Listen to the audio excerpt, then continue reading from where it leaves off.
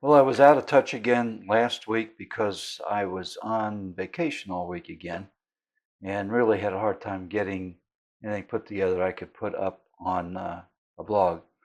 But I'm back for a while now and until Thanksgiving time, I guess. So, anyhow, that's where we are. Let me go through devotion today, Jeremiah chapter 13. I'm going to look at verses 4, 7, and 11. You could read the whole section if you'd like. Take the loincloth that you have bought, which is around your waist, and arise. Go to the Euphrates, and hide it there in a cleft of the rock. Then I went to the Euphrates and dug, and I took the loincloth from the place where I had hidden it. And behold, the loincloth was spoiled. It was good for nothing. For as the loincloth clings to the waist of a man, so I made the whole house of Israel and the whole house of Judah cling to me, declares the Lord, that they might be for me a people, a name, a praise, and a glory, but they would not listen. When I was in the military, one of my assignments was as the battalion maintenance officer. I had to oversee the maintenance of over 154 vehicles. In my first day, the motor sergeant took me on a tour of the maintenance shop and maintenance vehicles.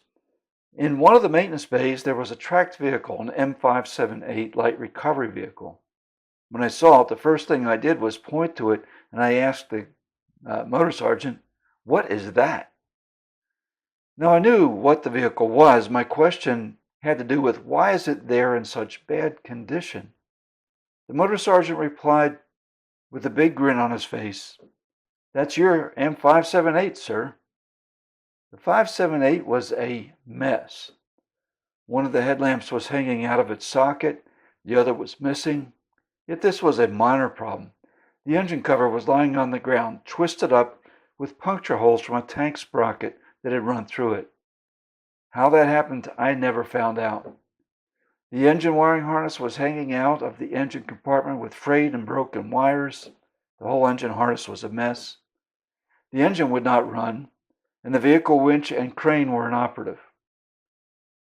They had let the M578 sit like this for 6 months, waiting for someone to send it to the scrapyard. Their hopes was they were going to get a new vehicle. And what started out as a beautiful and functional vehicle when it was manufactured was now headed for the scrap heap. Now, this is exactly Israel's problem and the reason for the object lesson that the Lord has Jeremiah demonstrate. The Lord God established and set apart the nation of Israel for a beautiful purpose. She was to bring praise and honor to God. But her apostasy, idolatry, and refusal to hearken to the Lord's commands render her useless in this mission. The object lesson was simple. Jeremiah was to purchase a good new loincloth, the innermost garment that one would wear. He was to wear the garment, proving its usefulness, and then take and bury it in a cleft of a rock. The location was identified as Perath, which could refer to either the city of Perath, which was relatively close, or the Euphrates River about 350 miles away, because the spelling is the same. In either case, sometime later, the Lord told Jeremiah to go back and retrieve the undergarment, which by that time was spoiled, that is, decayed and good for nothing. It was rendered useless, just as Israel had become. Now, there is a parallel here for us today. The church's usefulness is seen only in her full devotion to the Lord. Moreover, this is the same for every believer. What is meant by this full devotion? It has to do with the heart of the church and the heart of believers. Full devotion implies a heartfelt walk with the Lord that is pleasing to Him. It involves hearkening to His word, all of it, 100%, because of the love in our hearts for Him.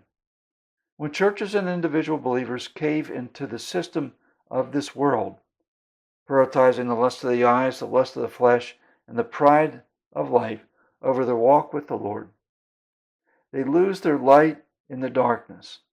They lose their usefulness in being a display of God's glory in this world.